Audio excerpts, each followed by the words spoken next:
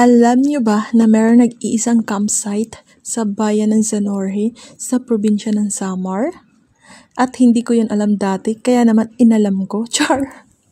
Pinuntahan nga namin ng kapatid ko ang lugar na yan at ang pangalan niyan ay The Island Nature Spring. Napanood ko nga lang siya dati sa isang vlog at nagulat ako na malapit lang pala yan sa amin. At ang may-ari pala niyan ay isang sikat na vlogger. Naman, nung malaman ko nga, ay dali-dali ako nag-file ng leave sa trabaho. Char! Hindi. Nagkataon lang talaga na magbabakasyon ako.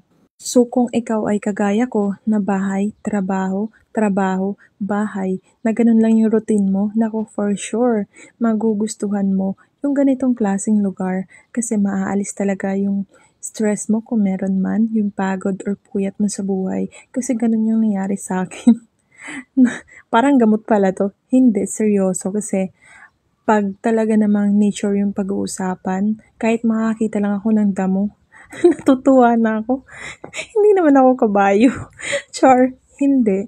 Parang iba yung feeling ko talaga kapag nakakita ako. Kaya nga minsan nagtataka yung ibang tao dun sa amin na yung iba nagugulat na bigla nila akong nakikita na, nandito ka pala, nagbakasyon ka pala, ba't hindi ka namin nakikita lagi, ganyan-ganyan.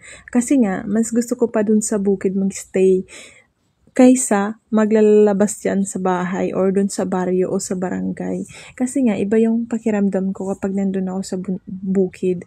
Tapos magsasayang ako doon, gano'n, ng kamote or kamuting kahoy, ganyan. Tapos, diba? Iba yung feeling ng gano'n. Tapos magugulay ka. Basta iba para sa akin. Siguro, gano'n talaga pag tumatanda na. Ano ba yan? Naging drama na tuloy yung story ko. Babalik na tayo dito sa The Island Nature Spring. So, yun nga. Tapos na kami dyan mag-ikot-ikot ng kapatid ko at napagod na nga siya. Pauwi na nga kami dapat dyan. Bumalik kami kasi sabi niya mag-video tayo ng dalawa tayo nandun sa duyan, sa swing. So bumalik kami dyan saglit tapos umalis na rin kami. Tapos kumain pala kami dyan. Sobrang sarap ng pagkain nila kahit bangus lang at saka egg. Tapos yung coffee nila, sobrang sarap, promise, walang halong biro, masarap talaga. So, pag pumunta ka dyan, hindi ka talaga magsisisi. Noong time pala na pumunta ako, pwede pa yung day tour, at saka 20 pesos lang yung entrance fee. Pero ngayon, nabasa ko sa page nila, ay hindi na daw pwede, kailangan magpabook ka na, tapos hindi na pwede yung day tour, kailangan mag-offer.